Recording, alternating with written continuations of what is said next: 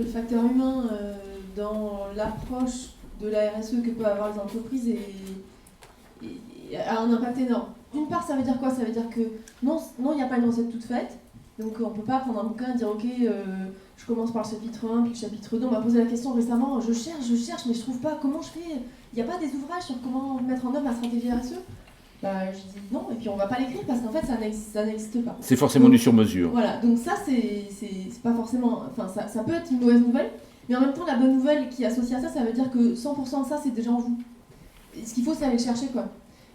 Et ce qui est un peu compliqué, c'est que souvent c'est pas en vous, juste vous, tout seul. Là en l'occurrence, pour Habib, c'était 2 personnes, c'était son associé lui.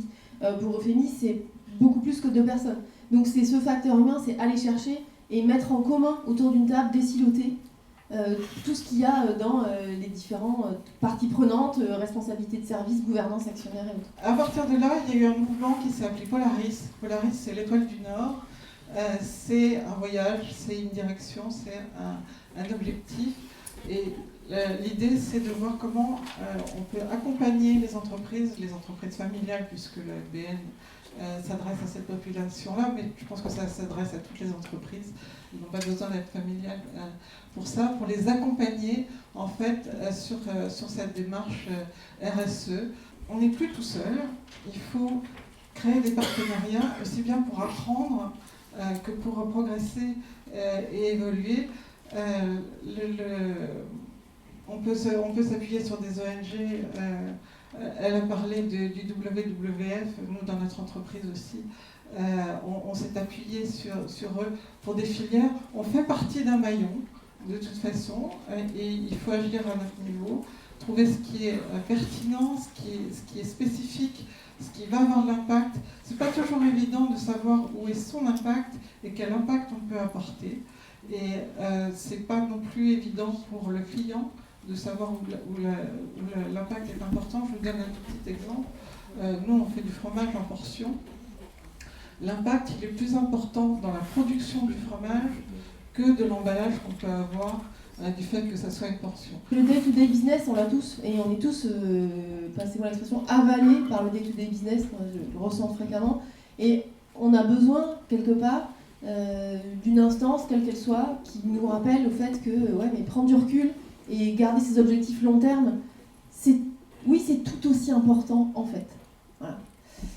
Et ça, les parties prenantes, ce rôle, elles le jouent très facilement à partir du moment où on accepte de les mettre dans la boucle. Il y a 2 options en fait, et on en a déjà parlé aussi avec Fimi. Soit on le subit, soit on est moteur, on choisit et on pilote, quoi. C'est comme la communication, il y a des secteurs d'activité où on n'a pas le choix, on sait qu'à un moment on va communiquer sur notre activité, sur notre entreprise. Ça peut être des ONG, ça peut être des associations de consommateurs, en tout cas, il va y avoir des infos qui vont circuler, vraies ou fausses. Soit on attend et on subit ça, soit à un moment on décide de se mettre dans une position active et du coup on prend le pilotage de ces actions-là. Alors ça nécessite du coup, oui, de prendre du recul, de structurer et d'être plus solide dans ses positions. Il y a un sujet dans tout ceci, c'est la cohérence.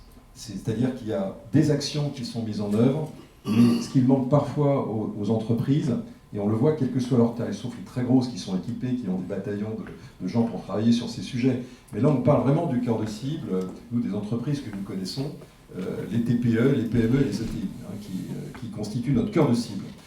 Et nous, ce que l'on voit à chaque fois, c'est qu'il y a beaucoup de bonne volonté.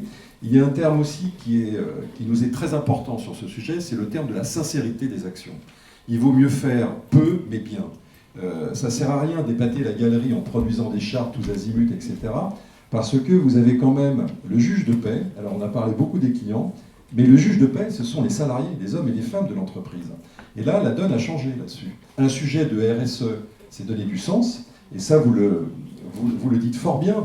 Quel que soit son secteur d'activité, il n'y a pas un secteur qui prévaut. Chaque secteur a ses caractéristiques. La cohérence des actions pour donner plus de puissance et de visibilité, et l'alignement avec la stratégie, la façon dont vous projetez vos affaires, parce que ça devient visible. Et un élément aussi qui nous semble central, nous, à la lumière de notre expérience, c'est que l'autre juge de paix, c'est que ce sont les appels d'offres et les consultations. Il y a de plus en plus de questions aujourd'hui qui relèvent du E, de l'environnement, du social, de la manière de piloter son entreprise. Et lorsqu'on ne sait pas répondre ou lorsque l'on dit certaines choses mais qui ne sont pas suivies de fait, c'est disqualifiant. Nous voyons où sont les points forts et les points faibles de la société sur ces critères ESG. Bon, le E, donc comme nous sommes des spécialistes sectoriels, on est là pour apporter des solutions E. Donc là, je dirais qu'on a une approche beaucoup plus business, puisque c'est le cœur du réacteur. Mais sur les aspects S et G, nous, notre idée, c'est vraiment de regarder dans quel état est la société. On est là pour accompagner des équipes qui veulent progresser.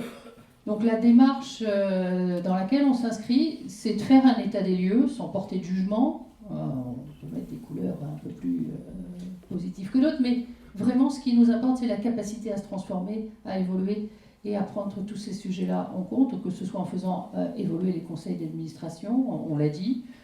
Nous prenons systématiquement des postes au conseil d'administration, donc là il y a clairement un extérieur qui représente l'actionnaire. On demande aussi toujours à ce qu'il y ait un administrateur indépendant, on en recommande certains qui participent aussi à la gouvernance de la société, quelqu'un qui apporte quelque chose, soit d'un point de vue sectoriel, soit d'un point de vue environnemental, en termes de gouvernance sociétale, quelqu'un qui apporte véritablement quelque chose à la société.